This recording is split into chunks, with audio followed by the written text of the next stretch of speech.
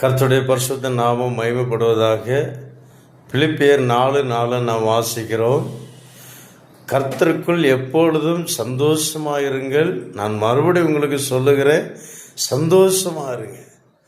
ஒருபோது கவலைப்படாதீங்க. எதை நினைத்தும் கவலைப்படாதீங்க. கவலைப்படுகிறதுனால நம்முடைய சரீரம்தான் பாதிக்கப்படும்.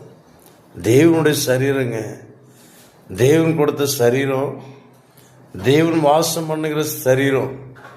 சந்தோஷமா இருங்க. உங்க பிரச்சனை மாறும், உங்க போராட்டம் மாறும், உங்க வியாதி மாறும்.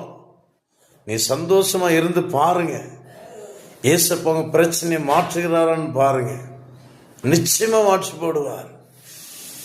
உங்க வியாதி மாறும், உங்க தேவைகள் சந்திக்கப்படும். சந்தோஷமாயிருங்க, எப்பொழுது